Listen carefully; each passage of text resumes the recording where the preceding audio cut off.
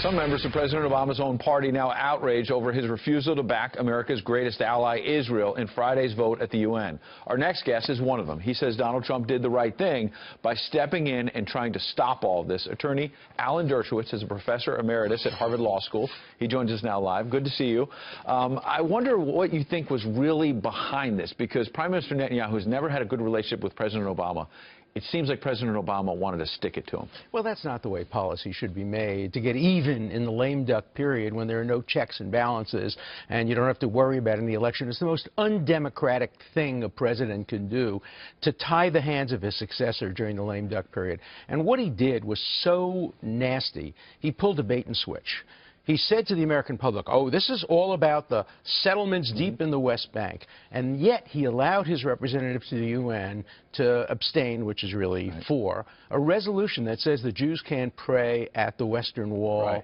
Jewish and Arab students can't go to Hebrew University. Jewish and Arab patients can't go to Hadassah Hospital.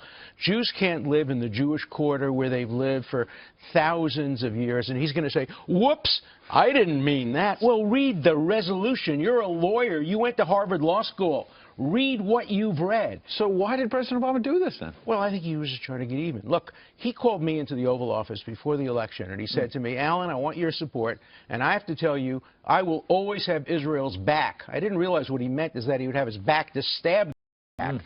And he just stabbed them in the back. And this will make peace much more difficult to achieve, because the Palestinians will now say, we can get a state through the UN, we can get a state through the BDS movement, because this will encourage that, we can get a state through the International Criminal Court, because this will encourage that. We don't have to negotiate, we don't have to make painful compromises. He will go down in history, President Obama, as one of the worst. And what he did, and was partly responsible for what happened in Aleppo, creating a vacuum for Russia, I have to tell you, look, I supported his domestic policy. I liked him on Supreme Court appointments. But he created a terrible conflict for people, many like me, liberal Democrats, who support his domestic policy but think he was an appalling president. Badly. So many I want to follow up on. One on Syria. So why did President Obama focus on stabbing Israel in the back, as you say, and the UN focus on this instead of Syria? Hundreds of thousands are being slaughtered, and they're not focused on that. Well, there were more resolutions condemning Israel than all the other countries in the world combined, including North Korea, Syria, you name it. China. Look at the people who voted for this resolution. China, which has been occupying Tibet. Russia, which has been occupying the Ukraine and Königsberg. New Zealand, which is basically a colonial country established by settlers coming in, killing the Maoris, expelling them, ethnic cleansing, and creating their own country. What hypocrisy. So take your crystal ball out, and let's try to get something positive out of this, which is Israeli-Palestinian peace.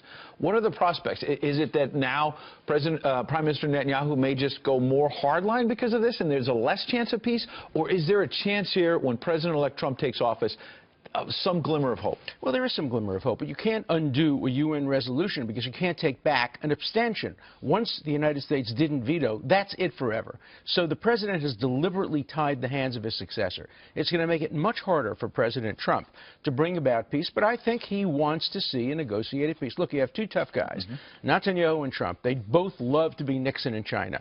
They both love to be the guys who made peace and did it on Israel's terms, with good security, protecting Israel. So I'm always an optimist. You know, in Israel, a pessimist is one who says things are so bad they can't get any worse. An optimist is one who says, yes, they can. Sobering stuff. I wanted to talk to you about the Brooklyn Dodgers. I just wrote a book about Jackie Robinson. You grew up 4 blocks from Ebbets Field. Right. We're going to get to that another day. Very interesting talk. Tough talk for President Obama. Very interesting words from you. Thank you.